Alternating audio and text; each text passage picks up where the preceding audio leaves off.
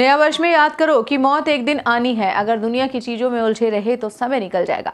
नमस्कार, FT live में आपके साथ मैं हूं सिमरन कौर। देवताओं के अंदर ऐसा रास्ता नहीं कि ऊपरी लोकों में जा सके, लेकिन मनुष्य शरीर में है, इसलिए सभी इसे मांगते रहते हैं।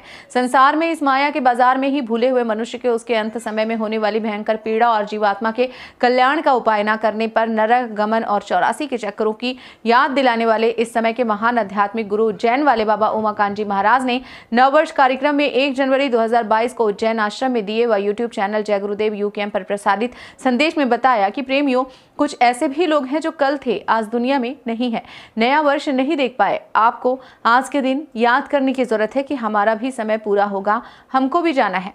इंसान जो इस समय करने में लगा हुआ है, सारी चीजें एक दिन छूट जाने वाली है। क्या लेकर तू आया जग में, क्या लेकर तू जाएगा? सोच समझ ले रे मन मूर्ख, आखिर में पछताएगा। दुनिया की चीजों में उलझे रहे तो अंतिम समय पर होती है बड़ी तकलीफ। मौत के समय यमराज के दूत मार मार के खाली कराते हैं मनुष्य शरीर को। मनुष्य शरीर छूट जाने के बाद होती है भारी तकलीफों की शुरुआत। कोई सोच भी नहीं सकता कि कितना अनमोल है मनुष्य शरीर जो हमें मिला है। पूरे संत समर्थ सदगुरु की खोज करने, उनसे रास्ता लेकर अपनी जीवात्मा को मुक्ति और मोक्ष दिला दो। कहने का मतलब प्रेमियों यह है कि कुछ ऐसे भी लोग हैं कि जो कल थे और आज नहीं हैं, नया वर्ष नहीं देख पाए, दुनिया संसार छोड़ करके चले गए। तो आप सब लोगों को आज के दिन यह याद करने की ज़रूरत है कि हमारा भी समय पूरा होगा और हमको भी जाना है। अब यह भी सत्य है कि आदमी पैदा होता है, कमाता है, खाता भी है, कुछ बचाता भी है, मान प्रतिष्ठा के लिए घर मकान बनाता है, ऊंचा वहदा प्राप्त करता है, लेकिन यह चीज़ें लेकर के इस दुनिया संसार से कोई नहीं जाता है। कहा क्या लेकर तू आया जग में, क्या लेकर तू जाएगा? सोच समझ ले रे मन मूर्ख, आखिर में पछताएगा। यह सारी चीज़ें छूट जाने वाली हैं और इसी में अगर उलझा रह गया तो अंत दुखदाई, आखिर में बड़ी तकलीफ होती है। तड़प तड़प करके मरते हैं बहुत से लोग, हड्डी हड्डी उनकी चटकती है।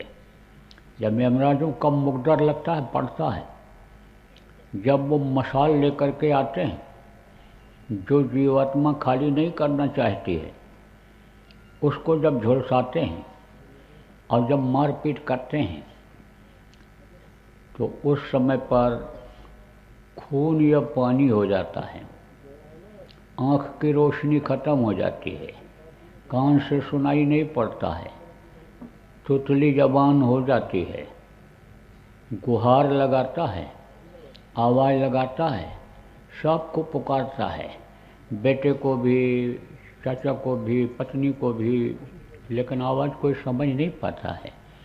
वो जो ऐसे दूत होते हैं और किसी को नहीं दिखाई पड़ते हैं, साधकों के अलावा, संतों के अलावा, लेकिन मरने वाले को दिखाई पड़ते हैं। उस समय पर जब आखिरी वक्त आ जाता है तो चिल्लाता है कर्मों की सज़ा में। यानी समझो यह भी बहुत से लोगों को दिखाई पड़ता है कि देखो हमने भैंसा काटा था, भैंसा खाया था, ये देखो भैंसा हमको मार रहा है, ये देखो बकरा हमको मार रहा है, ये देखो यानी हमारी तरफ यानी ये दौड़ करके हिंसक रहा है, हमने इसको मारा था।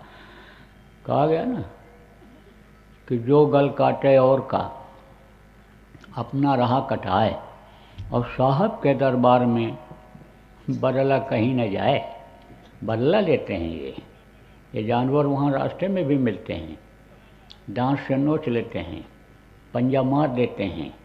आज तो अज्ञानता में लोग इनको मार करके खा जा रहे हैं, पेट को कब्रिस्तान बना दे रहे हैं, जो पूजा का मंदिर था उसको गंदा कर दे रहे हैं, इबादत गाह को गंदा कर दे रहे हैं, लेकिन ये नहीं मालूम है कि इसकी सज़ा हमको भोगनी पड़ेगी।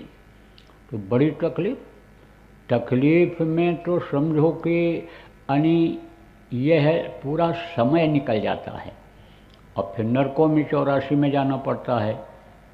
कोट जन्म जब भटका खाया, करोड़ों जन्मों तक यानी भटकना पड़ता है, तब यह नर्तन दुर्लभ पाया, तब यह नर्तन मिलता है, मनुष्य शरीर मिलता है। इसीलिए इसको असरफुल मखलूकात कहा गया, देव नारायणी शरीर इसको कहा गया, जिसके लिए देवता तरसते रहते हैं। 17 तत्वों के लिंग शरीर में रहते हैं, लेकिन उनके अंदर रास्ता नहीं है जो रास्ता आपके अंदर है। किसका रास्ता है? मुक्ति और मोक्ष का है। जीवात्मा को मुक्ति और मोक्ष दिला दो। मुक्ति और मोक्ष इसको कब मिलेगा? जब ये अपने पिता के पास, सत्पुरुष के पास ये पहुंच जाएगी, तब इसको मुक्ति और मोक्ष मिल जाएगा। फिर इस दुख के संसार में दुख झेलने के लिए यानी यह नहीं